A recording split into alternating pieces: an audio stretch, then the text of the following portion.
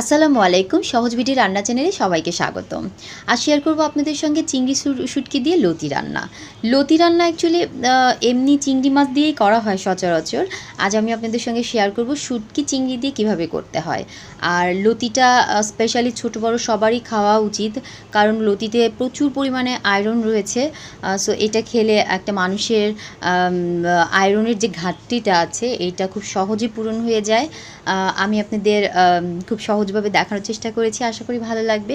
আর যদি ভালো লাগে তাহলে প্লিজ আমার চ্যানেলটি সাবস্ক্রাইব করবেন, শেয়ার করবেন বন্ধুদের সঙ্গে, আর পাশে থাকা বেল বাটনটি বাজিয়ে দিতে ভুলবেন না। তাহলে আমার সব রেসিপি সবার আগে পৌঁছে যাবে আপনার কাছে।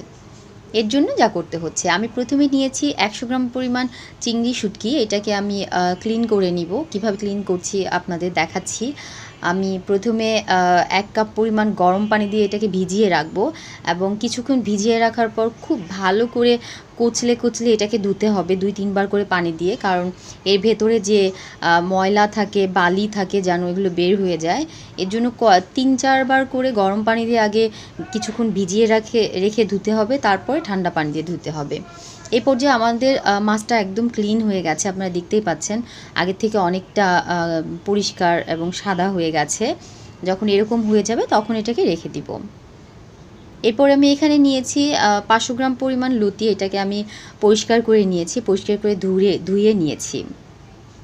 এরপর চলে যাচ্ছি মূল রান্নায়। আমি এখানে 3 টেবিল চামচ পরিমাণ তেল নিয়েছি। তেলটা গরম হয়ে আসলে দিয়ে দিব 2 টেবিল চামচ পরিমাণ পেঁয়াজ কুচি, 3-4টা কাঁচামরিচ। এটাকে একটু ভেজে নিব, নেড়েচেড়ে ভেজে একটু কালার চেঞ্জ হওয়া পর্যন্ত ভেজে নিব। যখন কিছুটা কালার চেঞ্জ হয়ে আসবে তখন এতে দিয়ে দিব 2 টেবিল চামচ পরিমাণ পেঁয়াজ বাটা।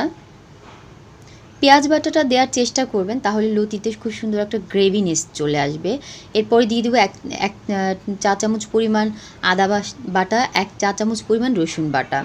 এরপরে দিয়ে দিচ্ছি 1 চা চামচ পরিমাণ লাল মরিচের গুঁড়া, 1 চা চামচ পরিমাণ হলুদের গুঁড়া, দিচ্ছি হাফ চা চামচ পরিমাণ ধনিয়া গুঁড়া, হাফ চা চামচ পরিমাণ জিরার গুঁড়া, স্বাদ মতো লবণ। সবগুলো মশলা দিয়ে মশলাগুলোকে একটু ভালো করে নেড়েচেড়ে নিব, ভালো করে নেড়েচেড়ে কষিয়ে নিব। এই পর্যায়ে একটু পানি দিয়ে দিচ্ছি। পানি দিয়ে মশলাটার সবগুলো মশলার যেন কাঁচা ভাবটা চলে যায়, এজন্য নেড়ে নিব। এরপরে যখন মশলা থেকে পানিটা উপরে উঠে আসবে, তেলটা উপরে উঠে আসবে, তখন দিয়ে দিব মাছগুলো দেওয়ার পরে যে পরিষ্কার করে রাখা যে মাছটা, ওইটা দিয়ে দিব। দেওয়ার পরে মাছটাকে একটু ভালো করে কষিয়ে নিতে হবে। এই পর্যায়ে আমি ঢাকনা দিয়ে দিচ্ছি। ঢাকনা দিয়ে কিছুক্ষণ এভাবে যখন কষে আসবে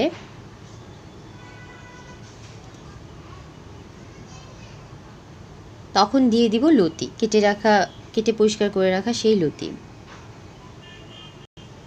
প্রথমে লতিগুলোকে বেশি লাগলেও যখন একটু নেড়ে চেড়ে লতিটা কষে আসবে তখন কিন্তু একদম সফট হয়ে যাবে আর অনেকটাই কমে আসবে।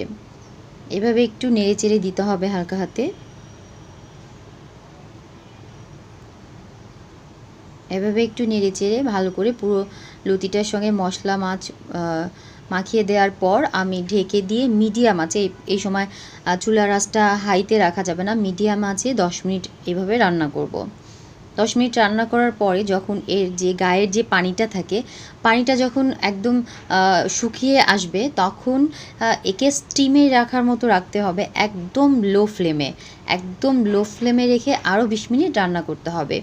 আপনারা মনে রাখবেন, আমরা লতি রান্নায় কিন্তু একটুও পানি দিব না, কারণ লতি রান্নার মেইন টেস্টটা ডিপেন্ড করে পানি দিলে এটার টেস্টটা নষ্ট হয়ে যায়। এটা অ্যাকচুয়ালি রান্না করতে হয় স্টিমে, এবং খুব লো ফ্লেমে রেখে ঢেকে দিয়ে এটাকে রান্না করতে হয়।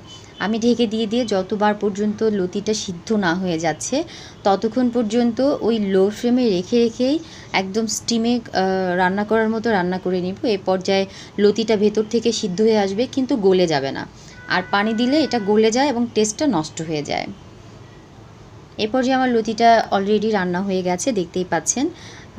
আপনারা অবশ্যই ট্রাই করবেন, ভালো লাগলে শেয়ার করবেন। ধন্যবাদ।